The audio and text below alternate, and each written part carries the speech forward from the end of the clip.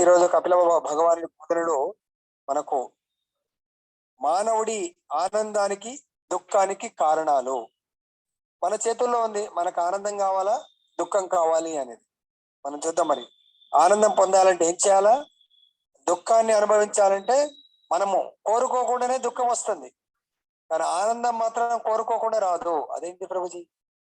మరి కోరకుండా మనము దుఃఖాల పాలు ఎట్లా అవుతున్నాము, కోరిన ఆనందాన్ని పొందలేకపోతున్నాము చూస్తామని. అంటే ఎటువంటి కోరిక, ఎటువంటి కర్మ చేస్తే ఆనందం వస్తుంది, ఎటువంటి కర్మ చేస్తే దుఃఖం వస్తుంది చూద్దామని మరి మనందరం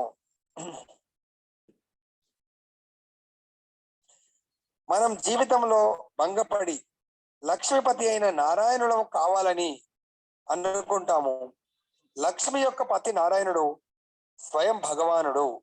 ఈ భౌతిక లోకంలో అదృష్ట దేవత అయిన లక్ష్మి కటాక్షం కొరకు ప్రాకులాడినప్పటికీ మనం ఈ ప్రయత్నంలో విఫలం అవుతుంటాము. నేను లక్ష్మీపతిని కావాలని మనం భావించవచ్చు, కానీ నారాయణుడు మాత్రమే లక్ష్మీదేవిని భోగించగలడు. సో చూడండి, నిన్న కూడా ఈ టాపిక్ వచ్చింది అనుకుంటా. బహుశా దీపావళికి ప్రతి ఒక్కరూ లక్ష్మీపతి అంటే కరోడ్పతి అవ్వాలనుకుంటారు. దీపావళికి అందరు ఎవరు పూజ చేస్తారు? లక్ష్మిని పూజ చేసి ఆ లక్ష్మిని నేను భోగించాలా, అంటే ఆ లక్ష్మిని నేను అనుభవించాలా, నా ఫ్యామిలీ అనుభవించాలా, నా చుట్టాలు బంధువులు అనుభవించాలనుకుంటారు. కానీ లక్ష్మిని నిజంగా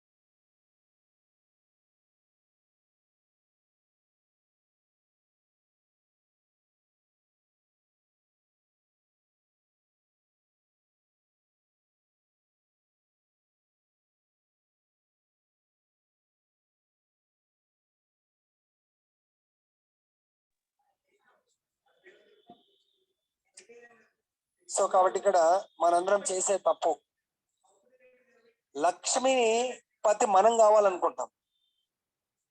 మీనింగ్ ఏంటి? లక్ష్మిని అనుభవించాలనుకుంటాం. హరే కృష్ణ, హరే కృష్ణ. లక్ష్మిని అనుభవించాలని కోరుకునేవాడు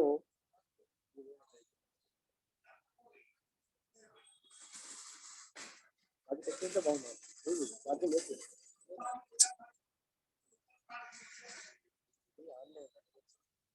అది అప్పటి నుంచి ఛార్జింగ్ పెట్టడం బాగుంటుంది. స్పీకర్ ఇది పట్టుకొని కాదు, ఇది లేకుంటే మౌత్ ద్వారానే వస్తుంది కదా, రాదు. అది ఒకసారి చూడండి, దానికి పవర్ కావాలి కదా.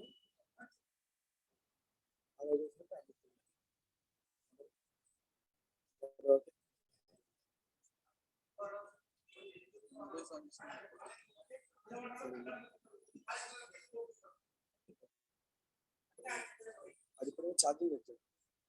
సో కాబట్టి మనందరం కూడా మిస్టేక్ తెలియకుండా మనం ఏం మిస్టేక్ చేస్తామంటే, నేను నారాయణుని కావాలా, నేను లక్ష్మీపతిని కావాలి అని కోరుకుంటా ఉంటాము, కానీ అది ఎప్పటికీ కాలేరు. ఒక మనిషి నారాయణుడు అవ్వగలుగుతాడా? కాలేడు. కానీ ఇలా నారాయణుడు కాలేను అని అనుకుంటూనే లక్ష్మిని మాత్రము, అంటే సంపదని నేను భోగించాలనుకుంటాను, కానీ మనం నిజంగా మనం భోగించడానికి అర్హులం కాదు, ఆ భగవంతుడు భోగించడానికి లక్ష్మీపతి. కాబట్టి మన సంపదని భగవత్ సేవలో నియుక్తం చేసినప్పుడు అటువంటి సంపదతో మనం ఆనందంగా ఉండగలుగుతాం. అందరూ సంపాదిస్తారు, కానీ ఎంతమంది ఆ సంపాదనలో అట్లీస్ట్ కొంత పర్సెంట్ అన్న 10, 20, 30 or 5% భగవంతుడు వచ్చిన ప్రతి సంపాదనలో ఆ భగవంతుని కంపల్సరీ సేవించాలి అని ఎవరైతే అనుకుంటారో, అనుకున్న వాళ్లకు ఆ లక్ష్మి వృధాగా ఖర్చు కాకుండా ఆ ఉన్న సంపాదనలో వాళ్ళ కోరికలను తీరుస్తుందంట లక్ష్మీదేవి. ఎందుకు? తను వాళ్ళ ఇంటికి వెళ్తుంది. సపోజ్ నాకు నెలకు ఒక 50,000 ఇన్కమ్ ఉందని అనుకోండి. నెలకు 50,000 1% ఎంత? 500 కూడా నేను భగవంతుడికి ఖర్చు చేస్తే లక్ష్మి అనుకుంటుందంట, వాహ్, నా స్వామిని అట్లీస్ట్ 1% అన్నతో సేవిస్తున్నాడు. లక్ష్మికి ఏమనిపిస్తుంది? తన భర్తకి ఇంకెక్కువ సేవ చేయాలని ఉంటుంది. ప్రతి భార్యకు ఉంటుంది. తన భర్తని ఎక్కువ మంచి డ్రెస్ కొనాలా, అంతకుముందు డబ్బులు లేవు, 1000 రూపాయలు, నెక్స్ట్ డే డబ్బులు వచ్చాయి. భర్త అంటాడు, ఎందుకే భర్త, అవసరం లేదు, మీరు కొనుక్కోండి, పిల్లలు కొనుక్కోండి. కానీ నిజంగా భర్తని ప్రేమించే భార్య ఏమనుకుంటది? లేదండి, నువ్వు 2,000, ఎందుకంటే బయటకు పోయి సంపాదించుకొచ్చేవాడి నువ్వు, నీకు 2,000 డ్రెస్ కొంటాను అంటుందా లేదా? మాత ఈసే చెప్పాలా, అంటారా లేరా అని?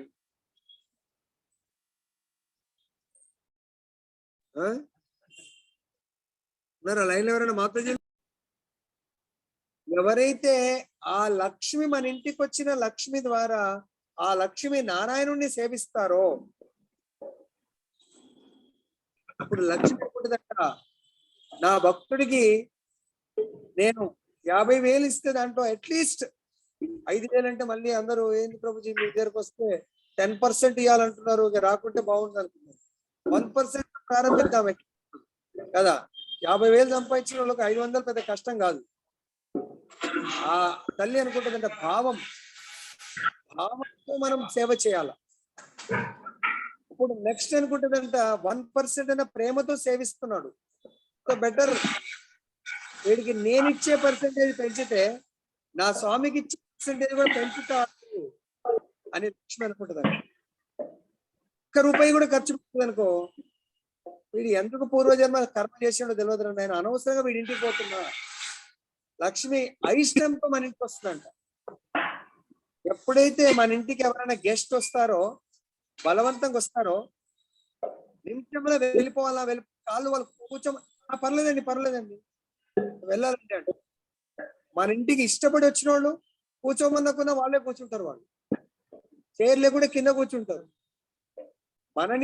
మన ఇంటిని ఇష్టపడి వచ్చిన వాళ్ళు కూర్చుంటారు. మనం వద్దంటే కూడా ఇంకా 10 నిమిషాలు ఎక్స్టెండ్ చేస్తారు. అలా లక్ష్మికి మన ఇల్లు ఇష్టంగా అనిపించాలండి. అర్థమైంది? దీంట్లో గొప్పదనం ఉంది. ఎప్పుడు లక్ష్మి మన ఇంటిని ఇష్టపడుతుంది? ఆమె యొక్క భర్త అయినటువంటి లక్ష్మీనారాయణుని సేవించిన ఇల్లు అంటే చాలా ఇష్టం అంట. పక్కింటికి పోయేటువంటి వస్తాడంట లక్ష్మి. ఇంతకుముందు అనుకున్నాం కదా ఒక స్టోరీలో, స్వామి కోరుతుంది కావాలా, ఆ పక్కవాడు అదృష్టం చేసుకున్నాడు అంట. బ్రహ్మ ఏమన్నాడు? ఆయన వరం ఇచ్చే దేవత, నీకు ఇస్తాను, ఆ పక్కవాడు కూడా పాపం, వాడికి పుణ్యకర్మ ఉంది కానీ వీడి ద్వారా రావాలా, వాడి సొంతంగా పుణ్యకర్మ లేదంట, వీడి ద్వారా పుణ్యకర్మ వచ్చేది. కాబట్టి వీడు వరము నాకు ఏది కోరుతుంది రావాలంటే ఆ దేవత చెప్పినట్టు, నీ పక్కింటికి 2 అంతలు పోతుంది, ఆ పోతే పోయి వాడికి ఏంది, నాకైతే వస్తుంది కదా అనుకుంటా. వీడు ఒక్క ఇల్లు కొట్టుకుంటే 2 ఇళ్ళు వచ్చినాయండి, ఇప్పుడు ఒక కారు కొట్టే వాడు 2 కార్లు వచ్చినాయండి. లక్ అంటే అట్లుంటది మరి. ఎందుకు? వాడు లక్ష్మీదేవి సేవ చేస్తున్నాడు, కష్టపడకుండానే లక్ష్మి వాళ్ళ ఇంటికి వెళ్ళాలనుకుంటుంది. కాబట్టి ఈ జన్మాష్టమి నుంచన్నా ఆలోచించండి, భగవంతుడు ఎంతను సంపాదించండి, 1000 సంపాదించండి, 1,00,000 సంపాదించండి, లక్ష్మి సేవ చేయని వాడు నిజమైన దరిద్రుడు.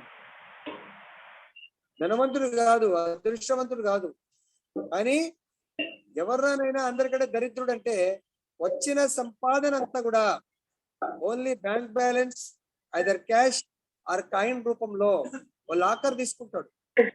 వచ్చి అట్టుంచే బంగారం కొనాలో దాంట్లో పడేస్తే వాడంతా దురదృష్టవంతుడు ఇంకొకటి లేడంట. అంటే నేను మీకు ఈ రోజు ఎందుకు చెప్తున్నానంటే, నాకు జాబు 28 ఏళ్ళ వచ్చింది. అప్పుడంతా కూడా క్యాష్ ట్రాన్స్ఫర్ లేదు. అప్పుడంతా స్పెషల్ గా మా డిఓటీలో కడక్ నోట్లు ఉండేవి. RBI నుంచి మా శాలరీ అంటే ఊర్లలో ఎట్లుండో తెలియదు, హైదరాబాద్ లో పనిచేసే వాళ్ళకి మాత్రం ఆర్బీఐ నుంచి శాలరీ వచ్చేది. మీరు అందరూ హైదరాబాద్ లో చేసినప్పుడు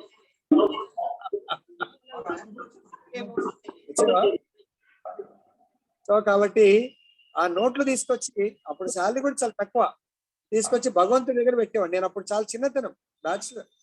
మేబీ నీ ఏజ్ ఎంతమ్మా? ఏజ్ లో నాకు జాబ్, నీకంటే ఇంకా 1 year చిన్న ఏజ్ లో జాబ్ వచ్చింది.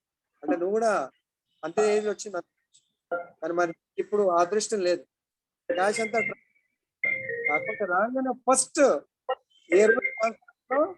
అంటే కొంచెం భగవంతుడు సేవించాలి. అప్పుడు నీకు వచ్చిన లక్ష్మి చాలా సంతోషపడుతుంది. సో అక్కడితో మళ్ళీ మనం నేను ఇచ్చేసిన కదా అంటే కష్టం. మనము లక్ష్మి ప్రతి నెల వస్తుంది కాబట్టి నేను ప్రతి నెల ఏం చేస్తుంటే అక్కడ పెట్టేసి ఆ ఖర్చులన్నీ కూడా. అలానే ఇప్పుడు కూడా మన భక్తులందరూ మన టెంపుల్లో ప్రతి మంత్ ఈఎంఐ సిస్టమ్ ఉంది. శాలరీలోంచి మళ్ళీ మన చేతికి వస్తే మనకు బుద్ధి మారుతుంది కదా, మన ఖర్చులు ఫస్ట్ స్టార్ట్ చేస్తాం. కాబట్టి ఈఎంఐ మనకు ట్రాన్స్ఫర్ అవుతుంది, at the same time temple కు ట్రాన్స్ఫర్ అవుతుంది. టెంపుల్ కు ట్రాన్స్ఫర్ అయినప్పుడు సేమ్ టైం వెళ్ళిపోయినట్టే కదా మన కష్టాలితం.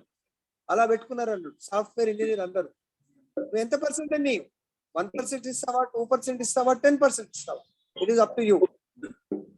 అంటే ఎట్లెట్లా అడ్వాన్స్ అవుతుందో అడ్వాన్స్ స్టేజ్ లో పర్సెంటేజ్ కూడా అడ్వాన్స్ ఉంటుంది అంట. ఎట్లా ప్రభు? ఒక ఎగ్జాంపుల్ చెప్తాను. నేను ₹1,00,00,000 ఇల్లు కొనుక్కోవాలా, నాకు అప్పు తొందరగా తీరాలా. నేను ఈఎంఐ ఎక్కువ పెడతానా తక్కువ పెడతానా? నాకు ఇంట్రెస్ట్ తక్కువ పడాలా. 20 సంవత్సరాలు ఇంట్రెస్ట్ ఎక్కువ కట్టాల్సి వస్తుంది, 10 సంవత్సరాలు అయితే తక్కువ ఇంట్రెస్ట్, ఈఎంఐ డబుల్ అవుతుంది. 20 సంవత్సరాలకు 25,000 ఈఎంఐ అయితే 10 సంవత్సరాలకు 50,000. అంటే నాకు అప్పుడు బ్యాంకు వాడి లోన్ ముట్టిపోతుంది. లోన్ అయిపోగా నాకు పేపర్లు నా చేతికి తొందరగా వస్తాయి. అప్పుడు పేపర్లు వస్తే నాకు ఆనందం ఎక్కువ ఉంటుంది, నాది. అలానే గోలోక ధామంలో ఎవరైతే వీలైనంత త్వరగా విల్లా బుక్ చేసుకోవాలనుకుంటారో ఏం చేయాలి? అప్పుడు ఎక్కడ ముడి పెడతారు, ఏం చేయాలంట? బుక్ చేయాలంటే సపోజ్ బ్యాంక్ వాడే కండిషన్ పెట్టాడు, అమ్మా రోజులు మారిపోయినాయి, మేము మొత్తం ముట్టిన తర్వాతనే మీకు పేపర్లు ఇల్లు హ్యాండ్ ఓవర్ చేస్తాం. అప్పటి వరకు మేము వేరే వాళ్ళకు లీజ్ పెట్టి వేరే మేము వాడుకుంటాం. అంటే మనం ఏం చేస్తాం? అయితే నెట్ క్యాష్ అని ఇచ్చేస్తా అంటాము, లేదంటే వీలైనంత త్వరగా ఈఎంఐ కట్టేస్తాం. ఎందుకు? అది మనము ప్రేమతో కొనుక్కున్నటువంటి విల్లా. ఇక మన వాళ్ళని ఎంజాయ్ చేయకపోతే పైసలు కట్టి ఏం లాభం? కాబట్టి గోలోక ధామంలో, వైకుంఠ ధామంలో మనం విల్లా బుక్ చేయాలంటే భగవంతుడికి ఈఎంఐ పేమెంట్ చేయాలంటే మరి మీది కాదు, అది ఆయనే ఇస్తున్నాడు. మీదేదో సొంతంగా కష్టపడి సంపాదిస్తున్నా అనుకునేది. ఆ లక్ష్మి మనదా? లక్ష్మి భగవంతుడి. నేను ఇక్కడ విల్లా కొనుక్కోవాలంటే పేమెంట్ చేయకండి, గుర్తుపెట్టుకోండి. ఇక్కడ కొనుక్కోవాలంటే వద్దు, మీ ఇష్టం. ఇక్కడ కొనుక్కోవాలంటే మీ కర్మ ఎంత ఉందో దాని ప్రకారమే విల్లా కొనుక్కోగలుగుతారు. అక్కడ విల్లా కొనుక్కోవాలంటే ఈ కర్మ పుణ్యకర్మతో సంపాదించుకుంటున్నటువంటి ధనాన్ని అక్కడ విల్లాకు ఈఎంఐ పే చేస్తాం. ఇక్కడ విల్లాకు పే చేయాలంటే ఆ విల్లాలో బందీ అయిపోతాము. తర్వాత గాఢ కర్మను కూడా అనుభవించాల్సి ఉంటుంది. ఆ విల్లాతో పాటు ఎన్నో మన ఏమంటాం దుఃఖాలు సుఖాలు కూడా వస్తాయి, దుఃఖాలు కూడా వస్తాయి. అక్కడ విల్లాలో ఒకటే ఉంటుంది, ద్వంద్వాలు ఉండవు. సుఖ దుఃఖాలు ఉంటాయా? భగవంతుడి ధామంలో ఉండవు. మరి ఆలోచించుకోండి. పాపం మా ప్రభుజీ పెద్ద మనసుతో ముందే అనౌన్స్ చేసింది, ప్రభు ప్రసాదం అందరికి భక్తులనే ప్రసాదం పెడతా అని చెప్పేసి. అట్లా మనం మెంటల్ గా ఫిక్స్ అవ్వాలి. ప్రభుజీ నాకు అవకాశం ఇవ్వండి అని. ఫిక్స్ అవుతే భగవంతుడు లక్ష్మిని పంపిస్తాడంట.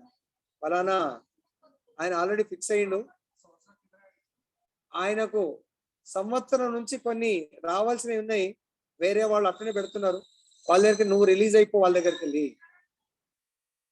రిలీజ్ చేసేస్తాడంట భగవంతుడు. ఫండ్ రిలీజ్ అవుతే ఆటోమేటిక్ గా పేమెంట్ అవుతుందండి. గుర్తుపెట్టుకొని ప్రభు మీరు అందరు మాకు వస్తలేవు కదా ప్రభు అనుకునేది చెప్తున్నట్టు నేను. తర్వాత ఏమంటాడు భగవంతుడికి నేను లక్ష్మీపతిని కావాలని మనం భావించవద్దు, కానీ నారాయణుడు మాత్రమే లక్ష్మీదేవిని భోగించగలడు. మీరు ఇస్తున్న డబ్బు ఎవరు కొరకు ఇస్తున్నారు? దేవదేవుడు కృష్ణుడి కొరకు ఇస్తున్నారు. మరి ఆ డబ్బుని కృష్ణుడి ద్వారా కృష్ణుడు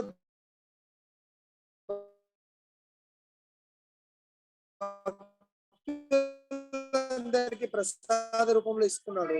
బ్రహ్మ మనిషి వారే, కానీ మనము నారాయణుని స్థానంను ఆశించేటి మూర్ఖులము, లేదా నారాయణుని దరిద్ర నారాయణునిగా వీధిలోని పేదవాడిగా మారుస్తున్నాము.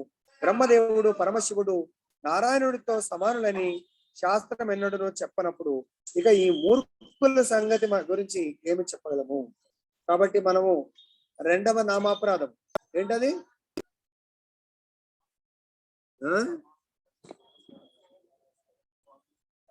శివుడు బ్రహ్మ మొదల వారు స్వతంత్రులు గాని సమానులని భావించరాదు.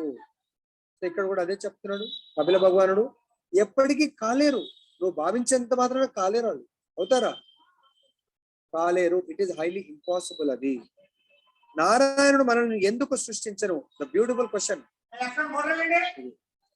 ఆ భగవంతుడు మనని ఈ భూమి మీద ఎందుకు సృష్టించిండు? Number 1 question. 2, మనం ఎందుకు నారాయణ అంశలమైన అని ఎవరైనా అడగవచ్చు. ఎందుకు సృష్టించిండు? మనం ఆయన అంశలము అని ఎవరైనా అడుగుతారు మనం. సో మనం మరి మన పిల్లలు మన వంశం అని చెప్పడంలో తప్పుందా? మన నుంచి వాళ్ళు వచ్చారు కాబట్టి వాళ్ళు ఏమవుతారు? మన అంశే కాదు, వంశం. అంశం వల్ల భగవంతుడి అంశలే కదా. మనం ఏదో వంశం అని పేరు చెప్పుకుంటాం కదా, కాబట్టి మనం ఆ వంశం కాబట్టి మన పిల్లలు కూడా అదే వంశం. కానీ అంశ అంటే భాగము, వంశం అంటే కోవకు. తేడా మనకు తేడా లేక రెండు అదే అంట కదా. వంశం అంటే మేము ఫలానా అండి, మా యాన్సిస్టర్స్, మన పూర్వీకులు. సో మన పిల్లలు కూడా ఆ పూర్వీకులు. మళ్ళీ అలా బ్యాక్ వెళ్తే నిజమైన పూర్వీకుడు ఎవరు? బ్రహ్మ. బ్రహ్మ యొక్క పూర్వీకుడు ఎవరు? భగవంతుడు. మనం అంటాం లేదండి మా ఫలానా, మాది ఫలానా, మాది ఫలానా అంట. అన్ని కలిపి ఎక్కడికి వెళ్తుంది? ఈ సృష్టికి ఎవరు మూలము? బ్రహ్మ. బ్రహ్మకు మూలము విష్ణు భగవానుడు. విష్ణువుకు మూలము కృష్ణ. ఇంత డీప్ చదవక చేయక మనం అనుకుంటా ఉంటాం. కాబట్టి ఇక్కడ అంటున్నారు మనల్ని ఎందుకు సృష్టించిన ఆన్సర్ చూద్దాం. ఏకో బహుశ్యాం, ఎందుకు నారాయణుడు బహురూపములుగా విస్తరించాడు? 3 క్వశ్చన్లు. భగవానుడు తన ఆనందము. ఈ 3 క్వశ్చన్లలో ఫస్ట్ దానికి ఆన్సర్ చెప్తున్నాడు. చాలా జాగ్రత్తగా రండి. ఇది మనకు కూడా ఈ రోజు కూడా మనకు ఎవరైనా అడగొచ్చు. మీరు ఎప్పుడన్నా తిలకం పెట్టుకొని డ్రెస్ వేసుకొని పోతే మనకి ఇటువంటి క్వశ్చన్స్ అడగొచ్చు. మనని ఎందుకు సృష్టించాడు అంటే దీనికి ఆన్సర్ చూడండి. భగవానుడు తన ఆనందం కొరకు మనల్ని సృష్టించిండు. భగవంతుడు ఆయన ఆనందం కొరకు మనల్ని క్రియేట్ చేసినాడు. మన ఆనందం కొరకు కాదు, ఆయన ఆనందం కొరకు. అదెట్లా ప్రభు అంటే ముందు చెప్తున్నారు వినండి. ఆనందమయోభ్యాసాత్ ఒక యోగ్యుడు భార్యను అంగీకరించినట్లుగా భగవంతుడు మనల్ని సృష్టించను. ఎవరైనా భార్యను అంగీకరించినప్పుడు సంతానమును పొందుతారు. భార్య మరియు సంతానము బరువు బాధ్యతను భర్త స్వీకరించను. ఎందుకనగా అతడు వారి వలన తాను జీవితంలో ఆనందమును పొందుదనని భావించును. భౌతిక లోకంలో భర్త అనేది వాడు సాయంకాలం తన భార్య, పిల్లలు మరియు స్నేహితులతో కలిసి ఆనందించుటకు ప్రయత్నించును. దాని కొరకు అతడు అనేక బరువు బాధ్యతలను మోస్తుంటాడు. ఇది అతడికి ఆనందము. కానీ భౌతిక లోకంలో ఇలా జరుగుతుండటం వలన ఆనందం అనేది రుచి లేకుండా పోయినది. ఏమైనాను మనము మన పరమపిత అయిన శ్రీకృష్ణుతో ఉండగలిగినచో ఈ ఆనందమును అనుభవించగలము.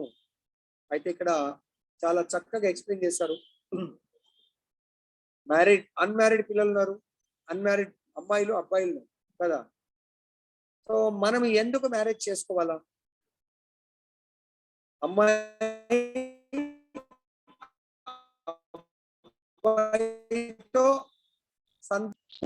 సంబంధం ఉంది, కానీ తల్లిదండ్రితో కొంత ఏజ్ వరకే ఆనందం ఉంటుంది, అవునా కదా? ఆ ఏజ్ దాటిన తర్వాత ఆనందం ఉండదు. కాబట్టి అబ్బాయికి అమ్మాయితో ఆనందం ఉంటుంది, అబ్బాయికి అబ్బాయితో ఆనందం ఉంటుంది. ఉంటుందో ఉండదా భౌతిక ప్రపంచంలో? లేదు, వాళ్ళు సపరేట్ వీళ్ళు సపరేట్ ఒక హాస్టల్లో ఉంటా ఉంటే, girls hostel boys hostel life, women's hostel, working men hostel, is there any happiness? Industry కూడా only working women industry, working men industry, వీళ్ళు వాళ్ళు కలవరు అసలు, చూపు కూడా అసలు. ఒక city separate, women city, women working, మొత్తం ఉమెన్ మెన్ సిటీ సపరేట్. ఏమైనా ఆనందం ఉంటుందా? Will you get happiness? Hi tech సిటీలో పెద్ద పెద్ద కంపెనీలు, పెద్ద దాంట్లో ఏదో ఉన్నాయి, ఒక కంపెనీ ఓన్లీ ఉమెన్ కంపెనీ, సాఫ్ట్వేరే మెన్ కంపెనీ, అందులోనే అకామిడేషన్ అన్ని అందులోనే, అగ్రిమెంట్ 50 ఏళ్ళ అగ్రిమెంట్. అమ్మా ఈ క్యాంపస్కి వెళ్ళి బయటకు పోవద్దు. Are you going to any bond? Package, full package, ₹1 కోటి ప్యాకేజ్, రిజిస్టర్ ప్రమోషన్ ఇస్తావా? 58 ఇవ్వాల. అవనిశ్రీ 2వ సంవత్సరంలో నీకు ప్యాకేజ్ వస్తుంది, ₹1 కోటి ప్యాకేజ్. Every year 30% increase. కానీ మా క్యాంపస్కి వెళ్ళి బయటకు పోవద్దు, కంపెనీ అందులోనే, ఫుడ్ అందులోనే, అన్ని భోగాలు, మీకు ఏది కావాలంటే అది అన్ని, మాల్స్ అందులోనే, థియేటర్లు అందులోనే, మీకు కావాలంటే గుడి కూడా కట్టిస్తాం అందులోనే. Will you get happiness? ఉండదు. ఎందుకు? ఇక్కడ వచ్చామే మనము భౌతికంగా ఆనందపడడానికి. ఓకే, ఇంకో కండిషన్, సాఫ్ట్వేర్ మెన్ ఉమెన్ ఒక దగ్గర, కానీ పిల్లలు కానొద్దు. పిల్లలు కంటే జీతం తీసేస్తాం, సస్పెండ్. అగ్రిమెంట్ చేస్తారా? పెళ్లి చేసుకొని ఇస్తాము, కానీ నో చిల్డ్రన్ 50 ఏళ్ళ దాకా. 50 ఏళ్ళ తర్వాత ఆలోచిస్తాం. ఎవరైనా వెళ్తారా ముందుకు? జాబ్కు సైన్ చేస్తారా? ఎందుకంటే మన యొక్క ఆనందము అమ్మాయిలు అబ్బాయిలు స్పెషల్గా ఆ భర్త పిల్లల యొక్క బాధ్యత తీసుకుంటాడు కదా. ఎందుకు తీసుకుంటాడు? భార్యతో డ్యూటీ చేసి రాగానే సాయంత్రం ఆనందంగా గడపాలనుకుంటాడు. మరి ఆయనకు ఒంటరిగా ఉంటే ఆనందం లేదా? ఉండదు. ఉండదు కాబట్టే భార్యని పిల్లల్ని స్వీకరిస్తాడు. మరి మనకు ఆ కోరిక ఉంది. అమ్మాయిలు కూడా భర్త పిల్లలతోనే ఆనందం. ఎట్లా ఆనందము? భర్తకు పిల్లలకు సేవ చేసినప్పుడే ఆనందం. లేదండి నేను సాఫ్ట్వేర్ పోయేస్తా, రోజు క్యాటరింగ్ మాట్లాడుకుందాం, 3 పూటలు క్యాటరింగ్ వస్తుంది, 3 పూటలు టేబుల్ వాళ్ళే సర్వీస్ చేస్తారు, మన ఏం ముట్టేది లేదండి. నువ్వు నేను మస్తు సంపాదిస్తున్నాం, ఇల్లు కాడికెళ్ళి నా డ్రెస్సులు కూడా నాకు డ్రెస్ ఇచ్చేయాల. పని మనిషికి విల్లాలో కూడా ఆమెకు ఒక బిల్డింగ్ ఉంటుంది మంచిగా, నీ రూమ్ నీకు నా రూమ్ మొత్తం ఆలే చేసి పెట్టాలా, డ్యూటీకి వెళ్ళిపోవాలా రావాలా. Will you get happiness? ఒక్కరికొకరు ఏమి సేవనే చేయొద్దు, భార్య భర్త చేయొద్దు, పిల్లలకి ఎవ్వరికి ఏం కనెక్షన్ లేదు. ఆ కనెక్షన్ అంతా పని మనిషి ద్వారా ఉన్నది. ఎంతమంది ఆనందం పొందుతారు? ఎవరి సంపాదన వాళ్ళే ఎంజాయ్ చేయాలా? అంటే చెయ్యి లేపుతారా అని అడుగుతున్నా. భర్త సంపాదించుకోవాలా, భర్త తినాలా, భార్య సంపాదించాలా. కాకపోతే ఇద్దరు కలిపి కొంచెం పర్సంటేజ్, ఏమండి నేను 10% మీరు 10% పిల్లల కొరకు. వాళ్ళు కూడా క్యాటరింగే అన్ని, ఈవెన్ వాళ్ళ డ్రెస్సులు కూడా వాళ్ళే తెచ్చి పెట్టాలా. ఏమి చూసేది లేదు, చేసేది లేదు, పని వాళ్ళే పోయి డ్రెస్సులు కొనుక్కరావాలా. ఎంతమంది ఆనందంగా ఉంటారు? కాబట్టి ఇక్కడ మనకు భగవంతుడు ఏం చెప్తున్నాడంటే, మనం ఒకరికొకరు సేవ చేసుకున్నప్పుడే ఆనందం ఉంటుంది, సేవలో ఆనందం ఉంటుంది. సేవలో ఆనందం లేదు ప్రభు మీరు చెప్తుంది తప్పు అనే వాళ్ళు చేయలేవండి. ఒకరికొకరు ఎక్కువ తక్కువ వేరు విషయం, కానీ సేవించినప్పుడే.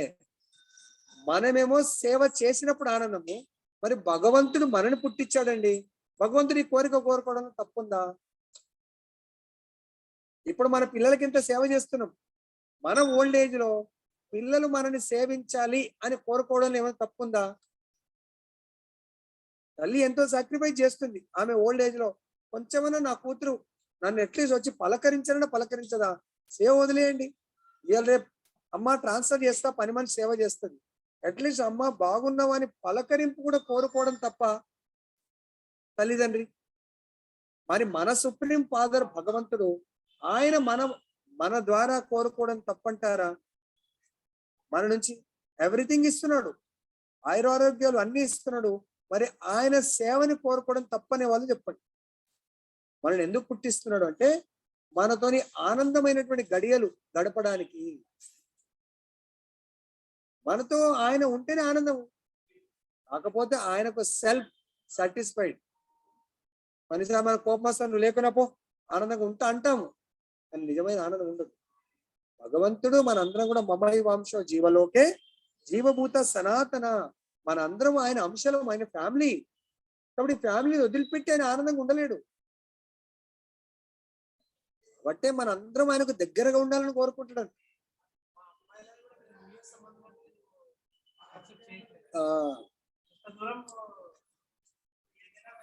కాబట్టి దయచేసి గుర్తుపెట్టుకోండి, భగవంతుడు నిత్యము నిరంతరము తన బిడ్డలు తనకు దగ్గరగా ఉండాలని. కానీ మనం అది అర్థం చేసుకోలేకపోతున్నాం. నేనుండ స్వామి నీ దగ్గర అంటున్నా. ఆయన నాకు దగ్గరగా ఉండకుంటే నీకు అన్ని కష్టాలే నాయనా. ఎందుకు కష్టాలు, ఎందుకు చెప్పు అంటాం. ఉల్టా మనం నువ్వు ఉంటేనే అంటే నువ్వేమన్నా నాకు భయపెట్టిస్తున్నావా, బెదిరిస్తున్నావా అంటారు మన పిల్లలు. భగవంతుడు అట్లనే అంటాం, నీకు లేకుండా కూడా నేను బాగుంటా అంటాం. అరే నైనా నేను లేని ప్రపంచమే లేదురా ఇక్కడ, నువ్వు ఎక్కడ పోయినా నేను ఉండాల్సిందే. డబ్బు నేనే కదా, డబ్బు లేకుండా జీవిస్తావా? ఫుడ్ లేకుండా జీవిస్తావా? గాలి లేకుండా జీవిస్తావా? మరి నేను లేకుండా ఎలా జీవిస్తావు? కాకపోతే అవన్నీ నేను ఇస్తున్నాను. అవన్నీ ఇస్తున్నందుకు గ్రాటిట్యూడ్ తెలియపరుస్తూ నా నామాన్ని తలిచినట్టయితే నీకు కష్టాలు రాకుండా, దుఃఖాలు రాకుండా ప్రొటెక్షన్ జోన్ లో ఉంటావు. కరోడ్పతి ఉన్నాడు, చాలా గొప్పబడి నీది ఒక్క రూపాయి కూడా వద్దు నాకు, వెళ్ళిపోయింది ఆయన. ఆ రోజు వరకు చాలా భోగాలను అనుభవిస్తున్నాడు. ఒకేసారి ఏవి వద్దు అని బయటకు వెళ్ళిపోయాడు అనుకోండి, అప్పుడు మొదలవుతుంది ఆయన కష్టాలన్నీ కూడా కదా. కోపంతో వెళ్ళిపోయిండు, కానీ ఏది చూసినా రిచ్ గా ఆయనకు అనుభవించేది అలవాటు. కానీ ఆ రిచ్నెస్ దొరికినప్పుడు బాధపడతాం. కాబట్టి మనం కూడా షడైశ్వర్య సంపన్నుడు భగవంతుడు. ఆయనకు దగ్గరగా ఉన్నప్పుడు షడైశ్వరాలను భోగించవచ్చు.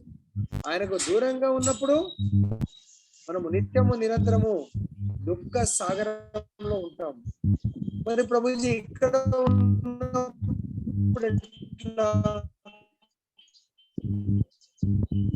ఉన్నప్పుడు కూడా నాకు ఆఫర్ చేస్తూ చే స్టేజ్ లో ఉన్నా, 1 కోటి రూపాయలున్నా, 100 కోట్లున్నా, నీ దగ్గర ఏమీ లేకున్నా నిన్ను ఆనందంగా జీవించేటువంటి స్థితిని నేను కల్పిస్తాను అని భగవంతుడు.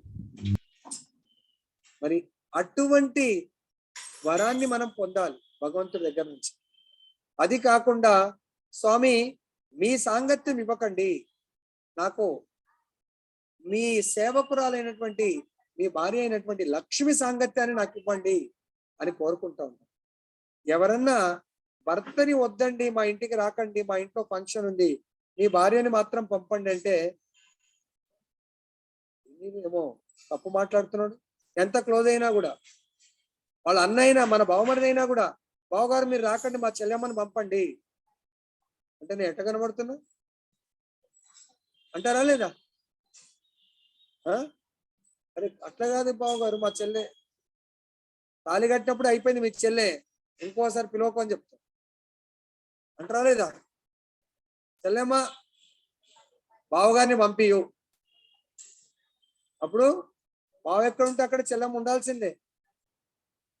బావగారు మీరు 100% రావాలా, చెల్లెమ్మ పేరు తీయలేదు, అప్పుడు మీరేమంటారు? బావగారు మీకు బట్టలు పెడుతున్నాము, ఇద్దరికి పెడుతున్నాము అనాలా? అనకున్నా కూడా బావగారు మీకు బట్టలు పెడుతున్నాము, మీకు కోరిన బట్టలు పెడుతున్నాము అంటే మా మాతాజీ లేదండి మా అన్నయ్య నన్ను పిలలేదు, పోనీ ఒక్కడే బట్టలు తీసుకొని అంటదా? లక్ష్మీమాత అంటరా? అంటే నీకు మీనింగ్ తెలుస్తుందా నీకు అసలు? అప్పుడు ఆయన కొట్లాడతాడు, ఏమని ఉన్నదా? నాకు బట్టలు అంటే ఏంటిది? మన ఇద్దరికి పెడుతున్నట్టు, నీకు బట్టలు అంటే నాకు పెట్టినట్టు. అదే మీ అన్నయ్య నీకు పెడతాడు, ఇప్పుడు పెట్టుకోవచ్చు. సింపుల్ లాజిక్ అండి. భగవంతుడికి బట్టలు కొనిస్తున్నామంటే అమ్మవారికి పెట్టినట్టే కదా.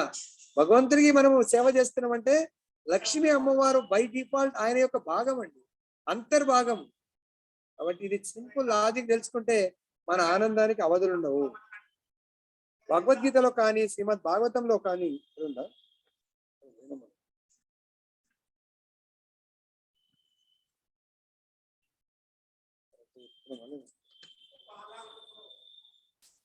సో భగవద్గీత 4.4 లో చెప్తున్నారు, సర్వయోనిషు కౌంతేయ మూర్తయ సంభవంతియా తాసాం బ్రహ్మ మహద్యోని అహం బీజ ప్రదపిత. ఇందాకేదో వచ్చింది కదా, వంశము అంశము. మనందరం మన పిల్లలు మన వంశము, కానీ అంశం మాత్రం ఎవరిది? భగవంతుడి అంశ. ఇక్కడ ఇచ్చేసి దేంట్లో 14.4. సో మనందరం ఎవరి అంశలము? భగవంతుడి అంశలము, గుర్తుపెట్టుకోండి. కాబట్టి ఇక్కడ ఏమంటే, ఓ కౌంతేయ, మూల ప్రకృతి మహద్బ్రహ్మ అనేది గర్భమునందు జీవజాతులన్నింటి జననము సాధ్యమవుతున్నది.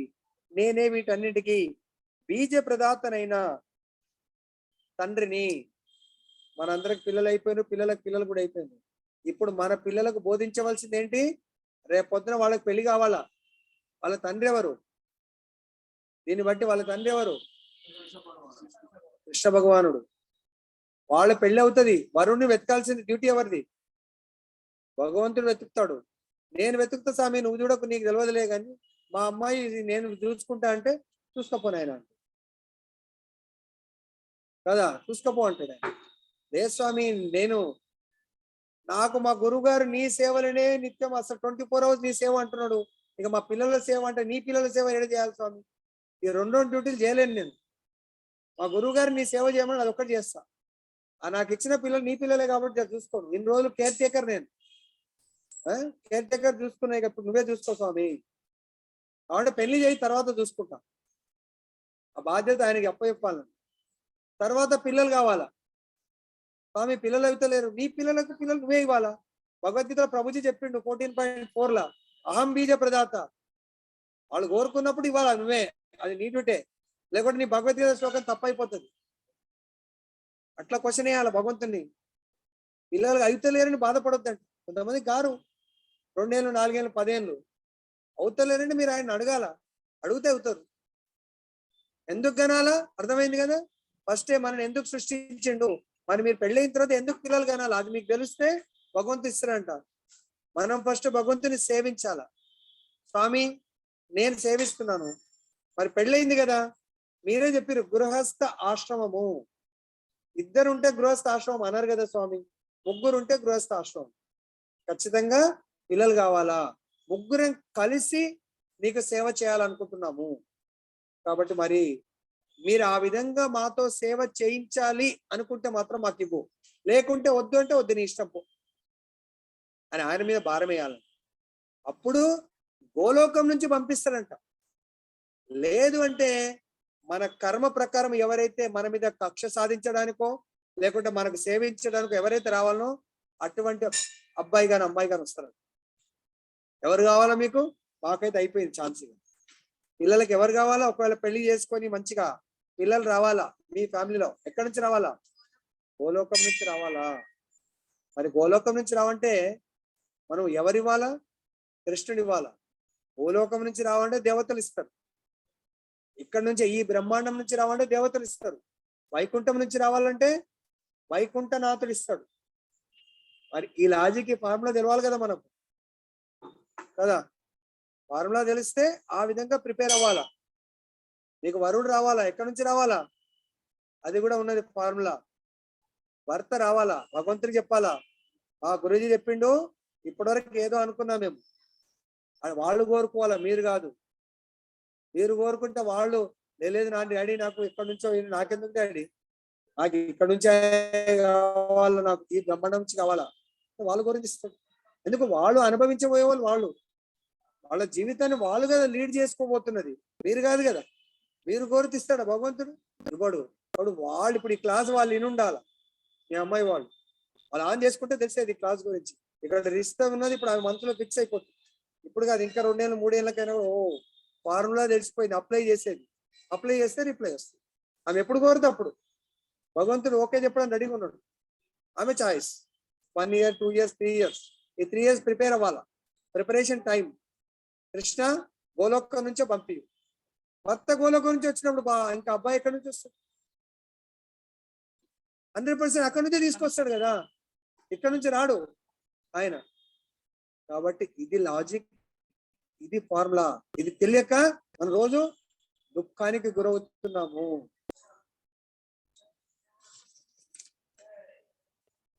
పరమపిత అయిన శ్రీకృష్ణుడు తన ఆనందం కొరకు మనం సృష్టించను. నెక్స్ట్ టైం ఎప్పుడైనా క్వశ్చన్ వస్తే, మనని ఎందుకు పుట్టించాడు భగవంతుడు? మీ అమ్మ నాన్న పుట్టించలే, గుర్తుపెట్టుకోండి. ఎవరికైనా మామూలుగా చెప్పడానికి మీ ఫాదర్ పేరంటే యావర శ్రీనివాస్, మదర్ పేరంటే అంబిక, కానీ నిజమైన ఫాదర్ భగవంతుడు కృష్ణ భగవానుడు. ఎందుకు పుట్టించాడు? ఆయన ఆనందం కొరకు. మరి ఆయన ఆనందం దేంట్లో ఉంటుంది? ఆయన నామగుణ రూప లీలలను మనము సేవ చేసినప్పుడు, నామాన్ని శ్రవణం చేసి విన్నప్పుడు, కథామృతను విన్నప్పుడు, కథామృత బోధించినప్పుడు, ఆయన యొక్క అర్చన చేసినప్పుడు ఆయనకు ఆనందము. అర్థమైందా? ఎంత కష్టమైన మంగళారతి చేస్తున్నారు, వండర్ఫుల్. ఇది really happy with your services. Okay, రేపు రిస్తక్క లాగా మీరు కూడా జాబ్ వస్తే అప్పుడు ప్రభుజీ కష్టం అంటారు. కాబట్టి ఆ కష్టం కంటే ముందు బాగా సాధన చేసేసుకోవాలి. ఆమెకి ఇప్పుడు తప్పదు ఇక కదా. సో కాబట్టి ఆమె వీలుని బట్టి చేస్తుంది. ఇప్పుడు మీకు అలాంటిది లేదు కాబట్టి చేయాలి. దుఃఖము కలిగించడం కొరకు కాదు. ఇందాక చెప్పిన ఎగ్జాంపుల్స్ అన్ని ప్రతి ఒక్కరు మ్యారేజ్, పిల్లల్ని ఏది చేసినా ఆనందం కొరకు. కానీ ఎలా పొందాలి, ఎక్కడి నుంచి పొందాలి అనేది రాంగ్ డైరెక్షన్ లో వెళ్తే, బండి నడిపిస్తున్నాం రాంగ్ డైరెక్షన్ లో వెళ్తే యాక్సిడెంట్ ని కోరుకొని వెళ్తున్నట్టు. మెట్రో ట్రైన్ దగ్గర గీత బయట ఉండమంటాడు. ఏమైతుందని గీత లోపల ఉంటే ఏమైతుంది? Accident. There is a scope. కాబట్టి ఇక్కడ కూడా మనము దుఃఖం కలిగిస్తుంది, మనకు కండిషన్ చెప్తున్నాడు. సుఖం కలిగిస్తుంది, ఆనందం కండిషన్స్ చెప్తుంది. మన ఇష్టం. దుఃఖం కావాలంటే మన ఇష్టం, ఆనందం కావాలంటే మన ఇష్టం. మనం శ్రీకృష్ణుని సంతతి అయినను. ఈ బుక్ గుర్తుపెట్టుకోండి, పేజ్ నంబర్ 236, శ్లోకం నంబర్ ఎంత ఇది? 34 ఈ శ్లోక 33 33 శ్లోక. టీచింగ్స్ ఆఫ్ లార్డ్ కపిల భగవాన్ బోధనలు 33వ శ్లోకం. మళ్ళీ చదువుకోండి, ఎక్కడైనా దీన్ని కోట్ చేయండి. ఈ బుక్ చూపెట్టి ఆథరైజ్డ్, దీన్ని ఆథరైజ్ గా చెప్పొచ్చు. వేరే వాళ్ళు ఏదేదో చెప్తారు. అయ్యా భాగవత నమ్ముతావా? నమ్ముతా. కపిల భగవాన్ ఉన్నాడా? ఉన్నాడు. ఆయన బోధించాడు, ఆయన మాటలు నేను నమ్ముతాను. పేజ్ తీసుకోండి, ఇది కావాలంటే వాట్సాప్ లో పెట్టుకోండి, మెయిల్లో పెట్టుకోండి. ఎప్పుడైనా ఎవరికైనా పక్కన ఫార్వర్డ్ చేయండి. మిమ్మల్ని ఎవరు సృష్టించారు, ఎందుకు సృష్టించారు అంటే ఆన్సర్ కొరకు నేను చెప్తుంది.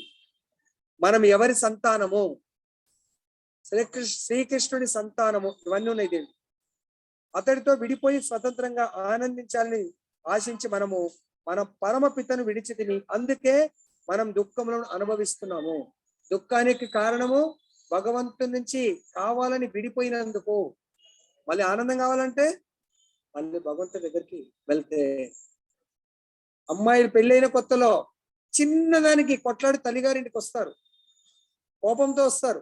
1 రోజు అయింది, 2 రోజులు అయింది, వచ్చింది ఇక్కడ పాట పాడేది మళ్ళీ భర్త గురించే. కొంచెం కోపం చల్లారిన తర్వాత ఇక అమ్మ ఎందుకే ఊరికే ఆయనని వచ్చిన రోజు మాత్రం ఇడాపిడా తిడతా ఉంటది. ఇక ఆయన అట్లా, ఆయన ఇట్లా, అది ఇది అని చెప్పేసి. తల్లి మంచిదైతేనేమో అట్లా కాదు పాప ఆయనేదో. తల్లి కూడా ఇదే అయితేనేమో నేను ఎప్పుడు అనుకున్నా అట్లా కాదు కరెక్ట్ అంటే దానికి ఈమెకి ఇంకా కోపం వస్తుంటది. ఇంకా ఆమెనుకుంటే పాపం మా కూతురు సైడ్ మాట్లాడితే నన్ను మంచిది అనుకుంటుందని ఆమె. ఇంకా ఆయన నిజంగా మంచోడు, ఆమె కూడా తెలుసు మంచోడే అని. కానీ కూతురు మెప్పు పొందడానికి ఇంకా కొన్ని చెడు యాడ్ చేస్తూ ఉంటుంది. తర్వాత నెక్స్ట్ డే కూతురు ప్లేట్ ఫిరాయిస్తుంది. అప్పుడు ఆమె ప్లేట్ ఫిరాయించలేదు. ఇక అవునా కదా? కానీ తెల్లారి 3-4 రోజుల నుంచి భర్త సైడ్ మాట్లాడుతూ ఉంటది. అది మళ్ళీ ఆమె, ఎందుకే తల్లి ఎందుకు వచ్చావు, ఊరికి ఆయన నామస్మరణ చేస్తున్నావేంటి కదా. కాబట్టి ఎవరికైనా కూడా పెళ్ళయిన తర్వాత అమ్మాయికి అబ్బాయి, అబ్బాయికి అమ్మాయి ప్రాణంలాగా ఉంటారు. కాబట్టి అది నిజం, అది సత్యము, అలా ఉండాల. అదే విధంగా మనము విడిపోయి ఈ మాయ అనే తల్లిగారింటికి వచ్చాం. ఎక్కడికి వచ్చాము?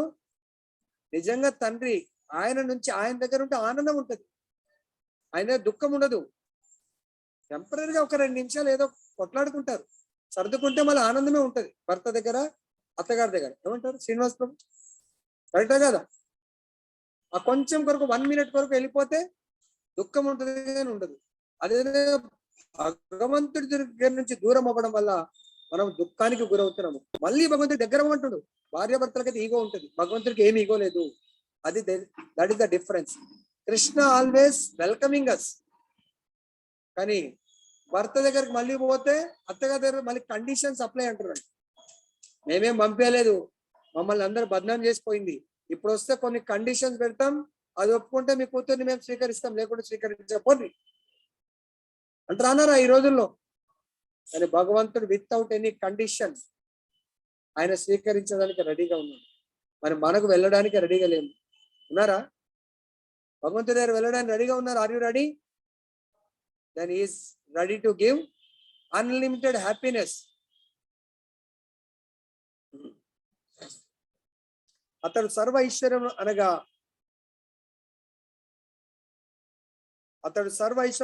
ఐశ్వర్యము, శక్తి, సౌందర్యము, కీర్తి, జ్ఞానము మరియు వైరాగ్యం అన్నింటినీ సంపూర్ణంగా గలవాడు.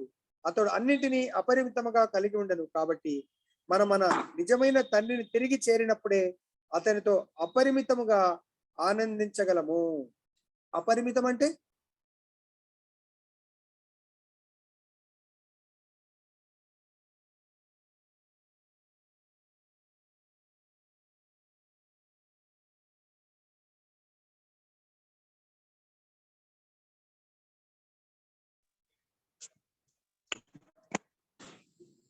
కానీ చాలా మంది తీసుకోవడానికి రెడీగా లేక వెళ్ళిపోయారు.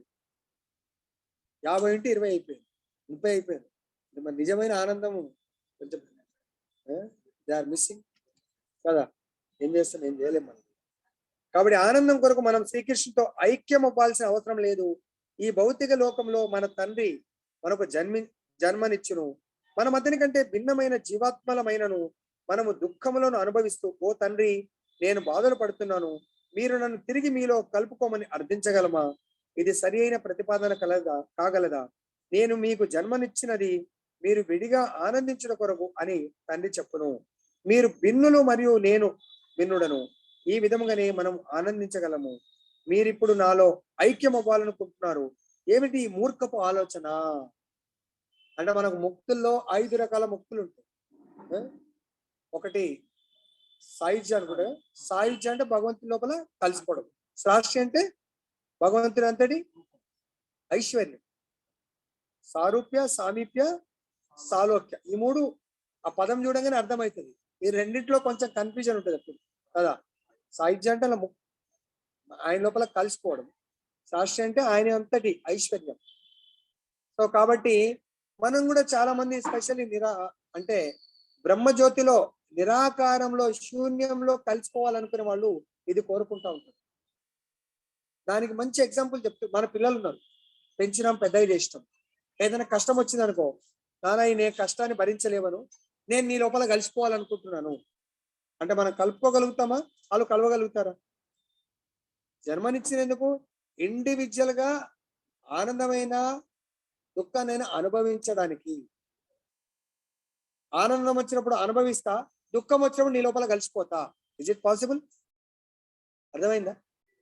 ఆనందం వస్తే నేను ఎంజాయ్ చేస్తా, దుఃఖం వస్తే నన్ను నీ లోపల కలుపుకో. అట్లా ఉందని భగవంతుడు కూడా ఎప్పటికీ మనతో ఇండివిజువల్ గా సేవ తీసుకోవడానికే ఇష్టపడతాడు. అలా ఆయన కూడా అఫ్కోర్స్ సేవ చేస్తూ ఉంటాడు భగవంతుడు. ఆ సేవకు కావాల్సిన అన్ని సమకూరుస్తాడు భగవంతుడు. అర్థమైందా? ఈ భౌతిక లోకంలోని బాధ వలన మాయావాదులు భగవంతుడిలో ఐక్యం అవ్వాలనుకుంటారు. శ్రీకృష్ణుడు విడిగా అతని సాంగత్యంలో ఆనందించడం కొరకు మనల్ని సృష్టించను. కానీ స్వతంత్రంగా ఆనందమును అనుభవించాలనే కోరిక వలన మనం అలా చేయలేకున్నాము. తత్ఫలితంగానే మనం ఈ భౌతిక లోకంలో దుఃఖాలను అనుభవిస్తున్నాము. బాధన వలననే మనం మన తండ్రిలో ఐక్యం అవ్వాలని కోరుకుంటున్నాము. జీవుడిని బంధించుటకు యత్నిస్తూ అతని గర్వింప చేస్తూ తాను భగవంతుడు కాగలడని ఆలోచించేలా చేయడం అనేది మాయ యొక్క చివరి అస్త్రము. భగవంతునిలో ఐక్యమగుటయే సంసిద్ధి అని మాయావాదులు భావిస్తుంటారు. కానీ ఇది సంసిద్ధి కాదు. ఎందుకంటే శ్రీకృష్ణుని సహచర్యమును ఆనందించుటే మన నిజస్థితి. స్నేహితులు ఒక గదిలో కూర్చుని ఒకరినొకరు సహచర్యాన్ని ఆనందిస్తుంటారు. తమకు తాముగా ఎటువంటి ఆనందమును పొందలేరు. వైవిధ్యం అనేది ఆనందమునకు తల్లి వంటిది. నిజమైన ఆనందము కేవలము శ్రీకృష్ణుని సహచర్యంలోనే లభించును. కాబట్టి భక్తులెన్నడూను భగవంతుడిలో ఐక్యమగుటను కోరుకొనరు. చాలా అద్భుతంగా చెప్తున్నారు భగవంతుడు. భగవంతుడు ఎప్పుడు కూడా మనని సపరేట్ గా చూస్తూ ఒకరినొకరు ప్రేమించుకోవడానికి కొరకే మనని భగవంతుడు సృష్టిస్తూ ఉంటాడు. భూలోకంలో కూడా సపరేట్ ఉంటాము, భూలోకంలో కూడా సపరేట్ ఉంటాము. దానికి చిన్న ఎగ్జాంపుల్, మాతయ్యలందరూ కూడా స్పెషల్లీ పిల్లల్ని కన్నవాళ్ళు, కనబోయే వాళ్ళు 9 మాసాలు వాళ్ళు మోస్తారు. 9 మాసాల కష్టము దేని కొరకు భరిస్తారు? పిల్లలు గర్భంలోనే ఎప్పటికీ ఉండాలా అని ఇంకా మోయాలనుకుంటారా? పిల్లలు మీ గర్భంలో నుంచి బయటకు వచ్చిన తర్వాత వాళ్ళని సేవిస్తూ, పాలిస్తూ, వాళ్ళని ముద్దాడుతూ, వాళ్ళని ఒడిలో పడుతూ, ఇటువంటి సేవలు చేస్తూ వాళ్ళని ఫిజికల్ గా చూడాలని ఆ 9 నెలలు బాధ భరిస్తారా? మీ గర్భంలో ఉన్నారంటే మీ లోపల కలిసిపోయారు, అంతేనా? మీ లోపల మీ శరీరంలో వాళ్ళు ఒక భాగం. ఎప్పటికీ అలానే ఉండాలనుకుంటారా? ఎంతమంది అనుకుంటారు? ఎవరైనా కోరుకుంటారా అట్లా?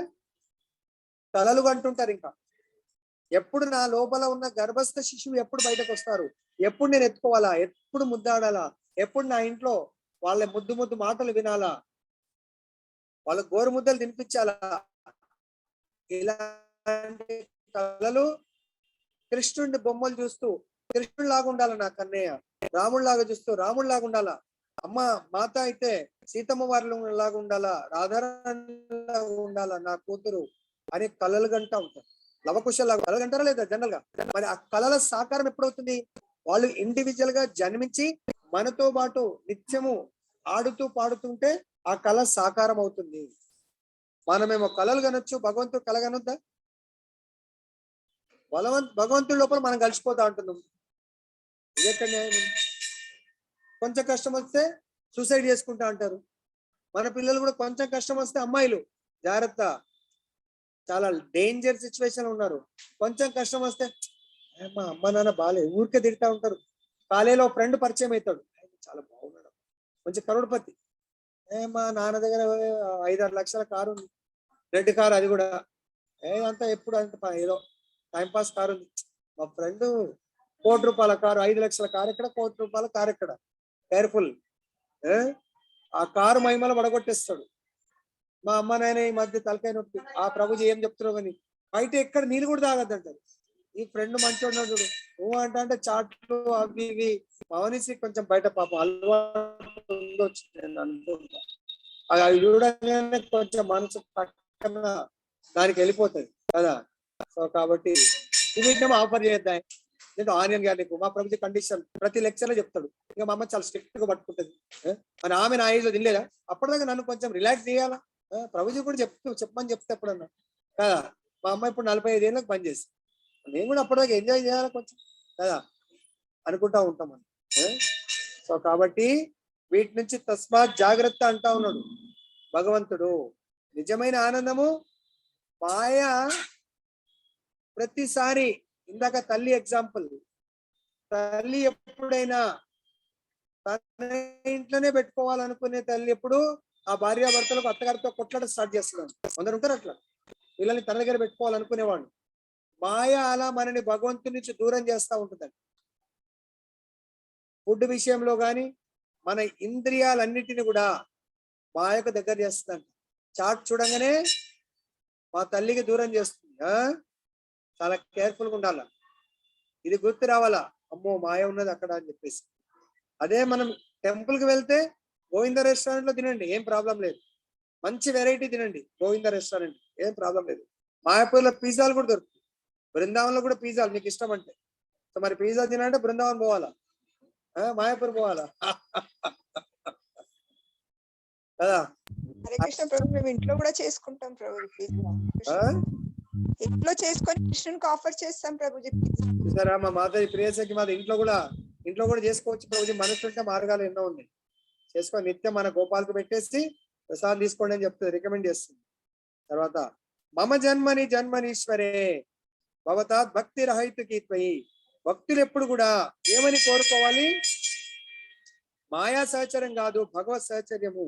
తమకు తాముగా ఎటువంటి ఆనందాన్ని పొందలేరు కాబట్టి మన భక్తులు శ్రీకృష్ణుని సహచర్యంలోనే లభించిన ఆనందము. దానికి చైతన్య మహాప్రభు ఫార్ములా చెప్పాడు. ఓ జగదీశ, నాకు ధనం కూడబెట్టాలని కోరిక లేదు, ఇది ఆల్రెడీ మనకు వచ్చింది. ధనం కూడబెడితే మాయ ఒడిలో విల్లా కొనుక్కుంటాం, మాయ యొక్క సామ్రాజ్యంలో. ఏది కరెన్సీ నోట్లు. అదే ఈరోజు 64 మాలలు చేయమన్నాను, మా ఇద్దరు అయిపోయినాయి అనుకుంటా. బిఎస్ఎన్ఎల్ కృష్ణ ప్రభుజీ 64 మాలలు అయిపోయినాయంట. హరి బోల్. ఇందాక మన భాగవతం స్టార్ట్ కాకముందే ఫోన్ చేసి చెప్పింది, ప్రభుజీ 64 మాలలు అయిపోయాయి. ఆయన డ్యూటీలో ఉన్నాడు, డ్యూటీలో ఉంటూ పొద్దున్నే స్నానం చేసి 64 మాలలు కంప్లీట్ చేశాడు. That is the real follower of Guru and Krishna. పొద్దున మంగళారతిలో విన్నాడు 64 మాలలు కంప్లీట్ చేయని. భాగవతం కల్లా 64 మాలలు కంప్లీట్ చేసుకున్నాడు. మరి మిగతా వాళ్ళు కూడా ఆ ఇన్స్పిరేషన్ తీసుకోండి, చేస్తా ఉండండి, సేవ లేదు అంటే. ఓకే, నాకు ధనం వద్దు. ఈ రోజు 1 మాల ఈజ్ ఈక్వల్ అన్లిమిటెడ్. మినిమం మనము 1 మాల ఈజ్ ఈక్వల్ టు ఒక 100 మాలాస్ అనుకోవచ్చు. మరి 64 మాలలు చేస్తే ఇంటూ 100 అంటే ఎంత అవుతుంది? 6000. మామూలుగా మనం రోజు 16 మాలలు అంటే ఎన్ని రోజులు పడుతుంది? 6400/16 ఒకటి చెప్పండి. 400 డేస్ అంటే సంవత్సరం పైన కావాలా. 400 రోజులది ఈరోజు ఒక్కరోజు సంపాదించవచ్చండి. ఈరోజు ఒక్కరోజు సంపాదించవచ్చు. మరి మీ ఇష్టం. ఇక ధనాన్ని ఇవ్వడానికి రెడీగా ఉన్నాడు చైతన్య మహాప్రభు. కానీ ఈ రోజు కూడా ఏదో మొబైల్లోనో ఇంకేదో, ప్రభు నేను డ్యూటీకి పోయేస్తా ప్రభు, ఇలా నాది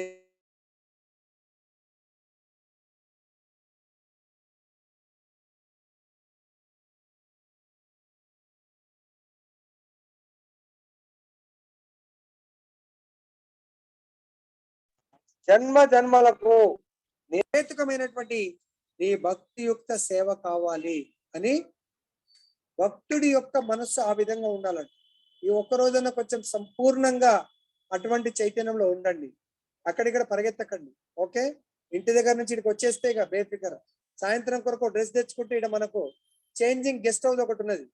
అవునది, చేంజింగ్ గెస్ట్ హౌస్ ఒకటి బుక్ చేస్తాం, ఆడ చేంజ్ చేసుకోండి. ఓకేనా, మళ్ళీ అటు ఇటు పరిగెత్తకండి. మనం యోగ్యులైన పరిపూర్ణ భక్తులు కాకుండా వైకుంఠ లోకంలోకి ప్రవేశము లేదు. అర్హత లేకుంటే ప్రవేశం లేదు. ఈ రోజు ఎవరైతే సాధన ఎక్కువ చేస్తారో వాళ్ళకు భగవంతుడు చాలా ఫాస్ట్ ట్రాక్ ఏమంటారు, ఫాస్ట్ గా వెళ్ళిపోవచ్చు. 100 floors non stop lift, direct వెళ్ళిపోవచ్చు. 100 floors, ప్రతి ఫ్లోర్ కు లిఫ్ట్ ఆగుతుంది. ఎంత టైం పడుతుందో ఆలోచించండి. ఇవాళ రేపు కొన్ని ట్రైన్స్ వచ్చినాయి అనుకుంటా, డైరెక్ట్ సూపర్ ఫాస్ట్, లేకుంటే ఏదో ట్రైన్స్ డైరెక్ట్ నాన్ స్టాప్ అక్కడికి వెళ్ళిపోతుంది. ఇంకా కొత్త ట్రైన్ మోడీ గారు ఏదో ప్రారంభిస్తున్నట్టున్నారు. ఎక్కడి నుంచి ఎక్కడి వరకు? అది కాశీ వరకు ఏదో అనుకుంటారు, అమృత్సర్ టు కాశీ, లేకుంటే ఏదో సంథింగ్ కదా. అవునా కదా, బుల్లెట్ ట్రైన్. ఈ రోజు ఎవరైతే సాధన చేస్తారో బుల్లెట్ ఫ్లైట్ డైరెక్ట్ గోలోక, మధ్యలో కొన్ని ఇంకా వైకుంఠ లోకాలు కూడా వస్తాయి. అవి కూడా ఛాన్స్ ఉండదంట, స్టాపేజ్ ఉండదంట. Radhakrishna Golokam direct nonstop. ఎంతమంది కావాలా గోలోక ఫ్లైట్? నాకు కూడా కావాలి. ఖచ్చితంగా లాస్ట్ ఇయర్ కు ఈ ఇయర్ కు ఏమైనా ఫ్లైట్ దొరుకుతుందని నమ్మకం కలిగింది ఆ శంకర్ ప్రభు? కేవలం బిగినర్ ఉండే శంకర్ ప్రభు ఈరోజు మీ నమ్మకంలో పర్సెంటేజ్ ఎంత పర్సెంట్ పెరిగింది? Very nice. కాబట్టి ఇక్కడ మరియు మనం బయట బ్రహ్మజ్యోతిలోనే నివసించవలసి వస్తుంది. మనం గోలోక ఫ్లైట్ ఎక్కకుండా అన్ని స్టాపేజ్ అంటే ఎక్కడైనా దిగాల్సిన డేంజర్ ఉంటుంది. ఈ కోరికను మనం కలిగి ఉన్నచో శ్రీకృష్ణుడు మనకు అవకాశమును కలిగించును.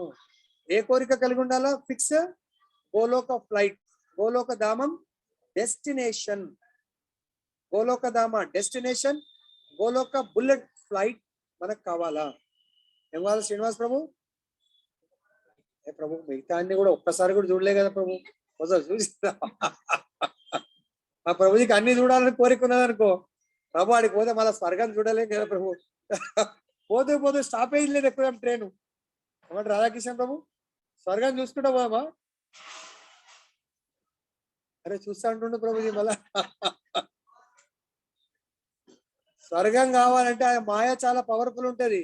అక్కడి నుంచే నరకానికి పోయే అవకాశం కూడా ఉంటది, జాగ్రత్త. ఇవన్నీ కూడా గోలోకంలో ఉంటాయి. కావాలంటే అక్కడ దర్శనం చేపిస్తాడు భగవంతుడు. ఈ స్వర్గము అక్కడ తుచ్చమైందిగా అనిపిస్తుందంట అక్కడి సుఖాలను కంపేర్ చేస్తే. ఎందుకంటే కృష్ణుడు ప్రభుజీ అట్టట సాధ్యం అనుకోవచ్చు. కృష్ణుడు తల్లిదండ్రి కొరకు తీర్థయాత్రలు అన్నింటినీ కూడా ఎక్కడికి రప్పించాడు? సో బ్రజమండల్లో కృష్ణుడు ఈ సృష్టిలో ఉన్న గంగలన్నింటినీ రాధాకుండుకు తెప్పించాడు. అర్థమైందా? రాధారాణి కొరకు ప్లస్ యశోద నందుబాబా కొరకు ఈ సృష్టిలో ఉన్నటువంటి పుణ్య ధామాలను ఆడికే తెప్పించిందంట. కాబట్టి మళ్ళీ ఎప్పుడన్నా బై మిస్టేక్ స్వర్గం చూసుకుంటూ బ్రహ్మలోకం చూసుకుంటూ పోతాం అనుకుంటే భగవంతుడు ఇమ్మీడియట్ గా ఈరోజు చాలా సంతోషంగా ఉన్నాడు. ఎందుకంటే ఆయన దగ్గర రావడానికి చాలా లైన్ లో ఉన్నారంట. తదాస్తు అని అయితే మిమ్మల్ని ఆ లైన్ లో తప్పిస్తారు, జాగ్రత్త. ఫ్లైట్ ఎక్కడానికి చాలా మంది లైన్ లో ఉన్నారు. మీరు ఫ్లైట్ దిగడానికి రెడీగా ఉందంటే పోండి, కేర్ఫుల్. మేము ముందుగానే తెలిపినట్లు మనం బ్రహ్మజ్యోతిలో శాశ్వతంగా ఉండలేము. ఎందుకనగా మనం వైవిధ్యం కోరుకుంటాము. వైవిధ్యం లేనిచో ఆనందం ఉండదు. అన్ని స్థితులలోనూ శుద్ధ భక్తుడు ముక్తుడు. అతడు ఏదైనా వృత్తిలో గాని వ్యాపారంలో గాని నిమగ్నమైనప్పుడు అతడు ఎల్లప్పుడూ శ్రీకృష్ణుని ఎలా సేవించవలనని ఆలోచించును. మీదే వచ్చింది. ఎవరి గురించి? శుద్ధ భక్తుడు ఎప్పుడు ముక్తుడు. ఆయన ఏ వృత్తిని చేయని, వ్యాపారము చేస్తే కూడా దేంట్లో ఆయన మైండ్ ఉండాలా? భగవంతుని ఎలా సేవించాలా. జన్మాష్టమి తర్వాత మీకు ఏదైనా మంచి జాక్పాట్ రావచ్చు, బిజినెస్ పెద్దది, ఎన్నో రోజుల నుంచి ట్రై చేస్తున్నారు, పెద్ద బిజినెస్ డీల్ సక్సెస్ అయింది అనుకో, ఏ విధంగా ఉండాలంటున్నాడు? ఈసారి 22,000తో ప్రసాద్ స్పాన్సర్ చేస్తున్నారు. దాంట్లో 22,000కు 10 times కేవలం ప్రాఫిటే, అది డీల్ కాదు. దాంట్లో ఏమని ఉండాలా? 10 times ఏమని ఉండాలా? మరి మీరు ఈసారి లాభంలో కూడా మరి ఏమన్నా పెంచుదామంటారా? లేకుంటే సంప్రభుజీ ఆలోచిస్తాం, మీరు మళ్ళీ ముందే ముడిపెట్టిరు అనేరు.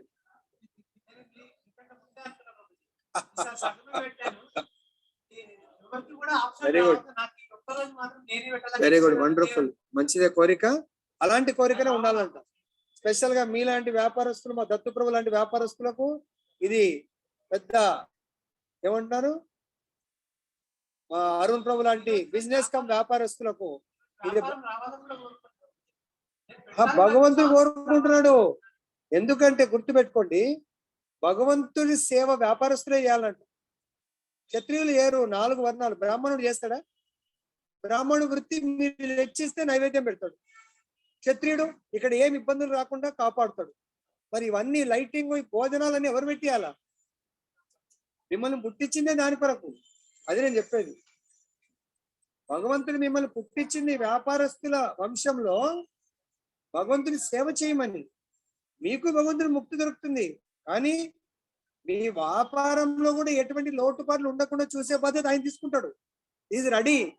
కానీ మీరు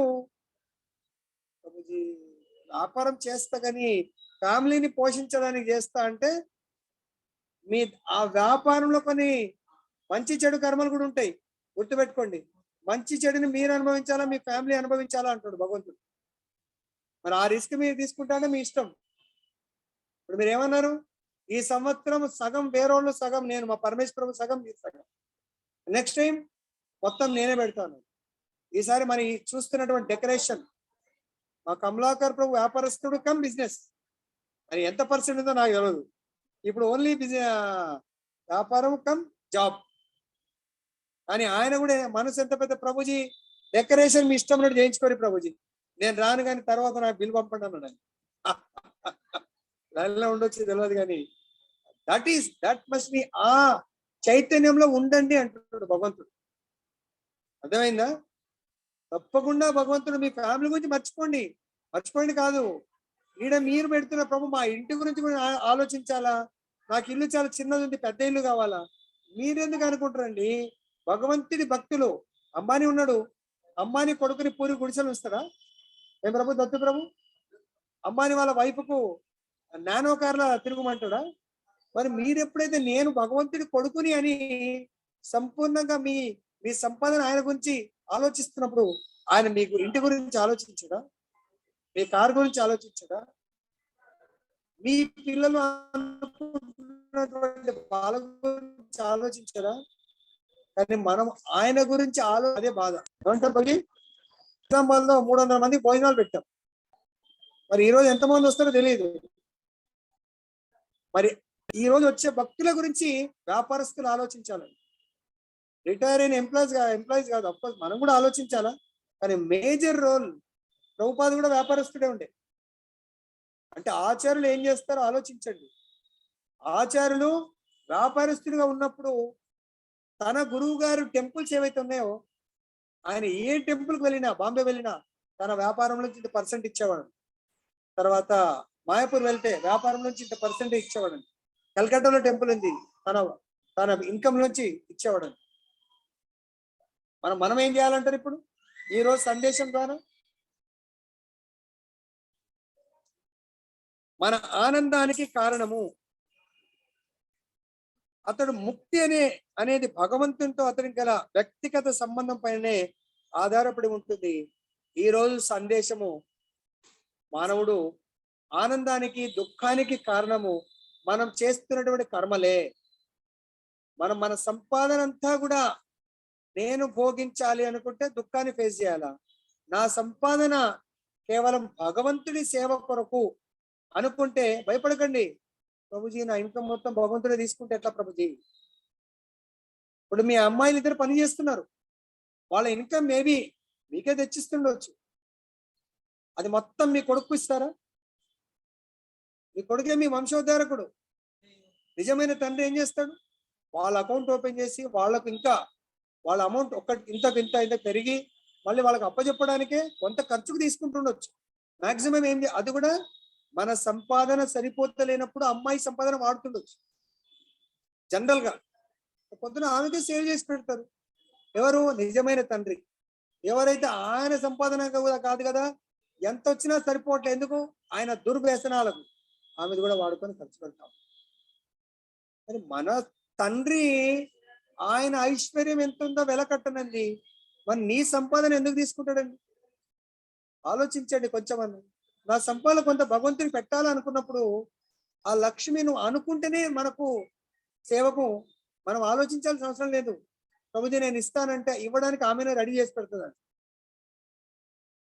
సపోజ్ నేను 2000 ఇస్తా అంటే లక్ష్మి 20,000 కొనిలే పాప, మళ్ళీ ఆయనకు 2000 ఇస్తా అంటే 1000 ఇచ్చిన అనుకో, ఇంకో 1000 ఆయన జేబులకి వేయాలంటే వెతుకుతా ఉంటాడు, అబ్బా ఇవ్వాలన్నా ఇంకో 1000 అనుకుంటా ఉంటాడు. కాబట్టి కృష్ణ నువ్వు నా దగ్గర ఉన్న సంపత్తి అంతా నీ సేవ కొరకు ఉపయోగించు అని అనుకున్నాం అనుకోండి. సంపత్తి అంటే ధనమే కాదు, నా బిడ్డలు కూడా నీ సంపత్తి అనుకున్నప్పుడు నా సంపాదనలో వీలైనంత వాడుకొని మిగతాది ఆయన బిడ్డల కొరకు సేవ్ చేసి పెడతాడు. విన్నారా ప్రభు? దత్తు ప్రభు ఏమంటున్నాడు? ఏమన్నాడు ఈ సందర్భంలో? మన సంపత్తి అంటే ఓన్లీ ధనం కాదు, మన బిడ్డల్ని కూడా ఆయన సంపత్తి అనాలంట. కూతుర్లు మనవలు నీ సంపత్తే స్వామి, నేను నీ సంపత్తే. నా ఆస్తి నీ సంపత్తే, నేను నీ సంపత్తి అన్నప్పుడు మెయింటెనెన్స్ ఆయన తీసుకుంటున్నాడు. లేదు స్వామి నీ ప్లేస్ లో నువ్వు ఉండు, నా ప్లేస్ లో నేను బాగున్నాము అంటే ఆయన ఇంకా ఆనందంగా ఉంటాడు. ఓకే చూస్తాం.